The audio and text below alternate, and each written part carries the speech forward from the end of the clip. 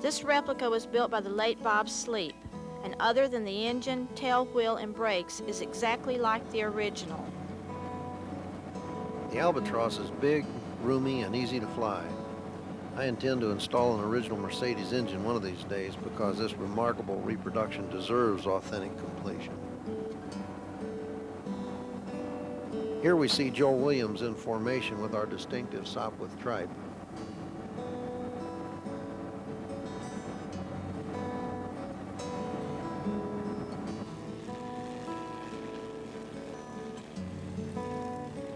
Ever since Frank saw the Falls D3 to Javier Arango, he has looked forward to flying alongside it.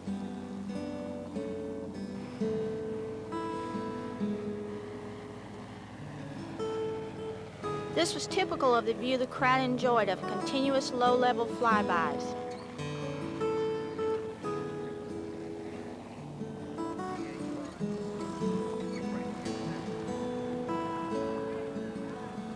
We had to edit hours of film to find one less than perfect landing for them, and a lot more hours to find a good one of mine.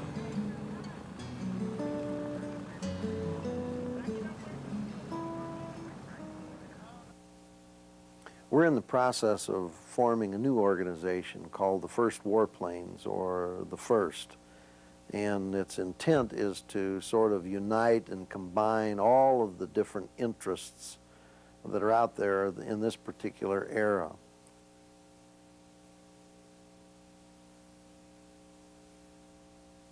If we confined our scope only to those airplanes that were absolutely authentic or exact replicas, we probably wouldn't have anybody to attend our party. I don't want an original airplane myself because of the awesome responsibility that goes with it to protect it for future generations. I just wouldn't feel right flying something like that and putting it to risk.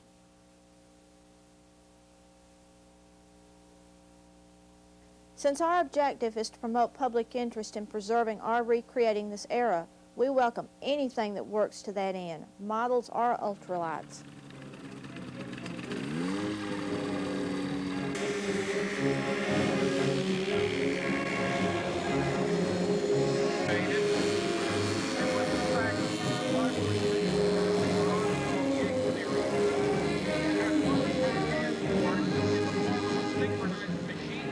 If you notice, Chuck had full left rudder and still kept banking right. And his ground loop almost looks like it was planned.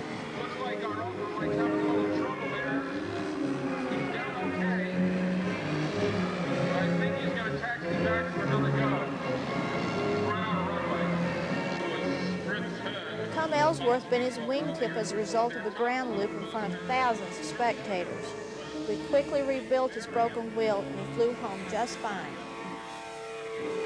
And we see that Chuck finally got his airplane under control and was doing super.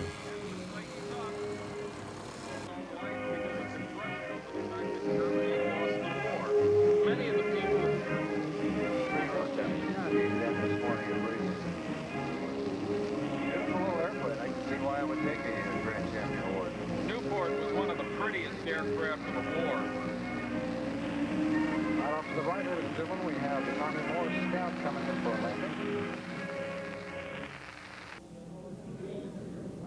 Roger Freeman and his dad Ernie trailered an original Thomas Morse Scout to Aerodrome 92 and delighted the crowd each day flying behind that distinctive rotary engine.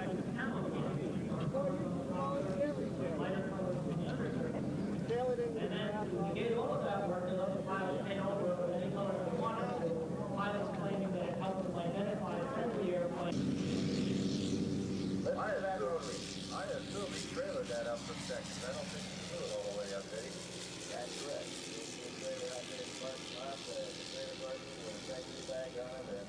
The smell of castor oil-laced exhaust was like perfume to the World War I historians. Guys over the Western Front until sturdier aircraft like the Because in World War I, an airfield was literally that. It was a big square field with a windsock in the middle, and you landed into the wind no matter which way it came.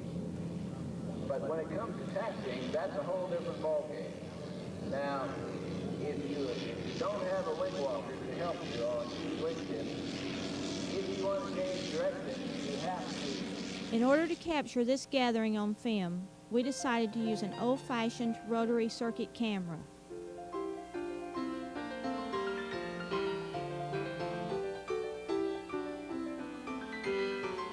Antique panoramic photos often show the same person twice. This is accomplished by having them run around behind the camera from one end to the other. Okay, you ready to go?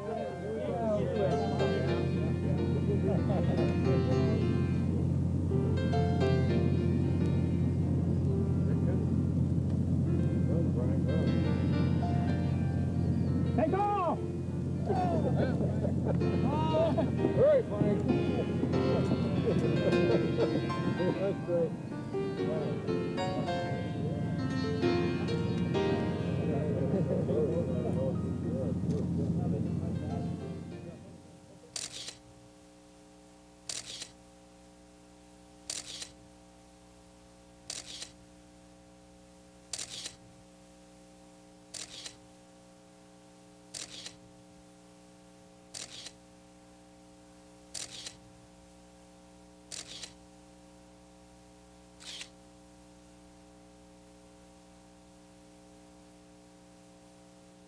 I never see so extraction be here in American. As American is a special land. Yes, it is. So we want friendship with American, the Germans too. Yes. That's good. Röslein wehrte sich und stach, half ihm doch kein Weh und Ach, muss es eben leiden. Röslein, Röslein, Röslein rot, Röslein auf der Heide.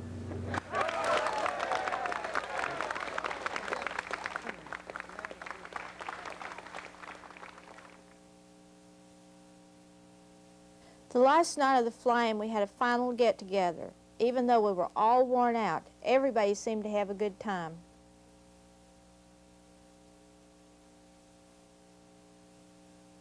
Unser Gastgeber möchte ich jetzt eine alte Erste Weltkrieg militärische Angelegenheit anwenden, wenn ich das so sagen darf.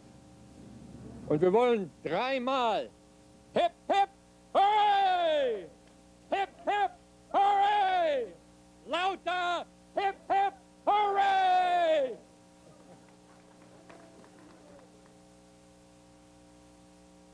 We're often confused with Ryder truck, but we rent them just like everyone else.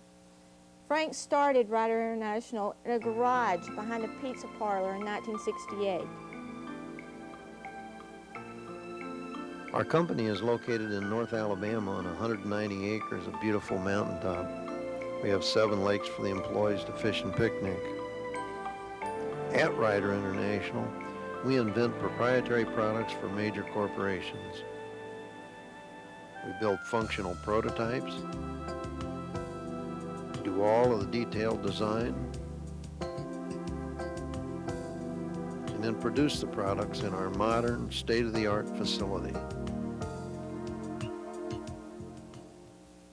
When we announced Aerodrome 92, little did we know at the time that Fred Jungklaus, who was a friend of mine from Indianapolis, would take that opportunity to propose to his wife-to-be, Martha Powell, to come down to Aerodrome and be married during the event.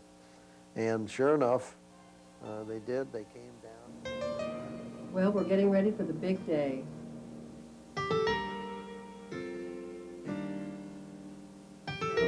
He says since Billy Bishop was born on his birthday and Billy Bishop got married during World War I, that he thought it was appropriate that we should get married during World War I. And this is as close as we can come to doing that.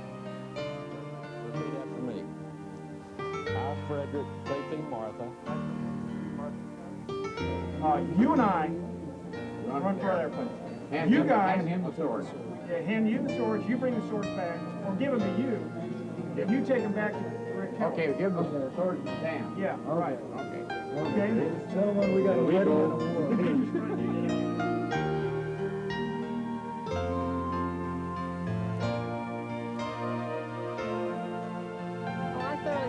Fred and I were always meant to be together. We just had to go different ways and come around it from behind.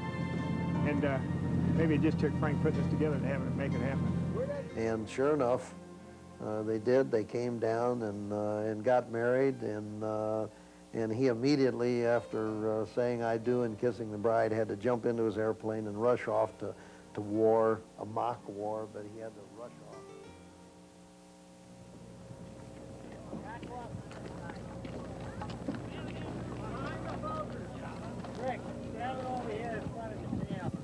These represent the Kaiser. Also, a Focke DR-1 triplane is going to, and it also looks like the DH-5 is out too. It's going to be a nice mix of aircraft. Oh, one correction that Behind the Focke, out here.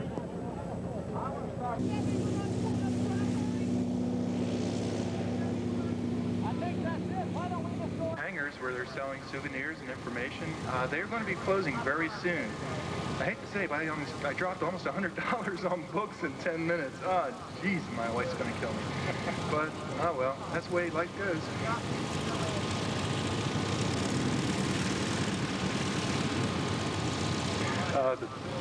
The Focke D8 is just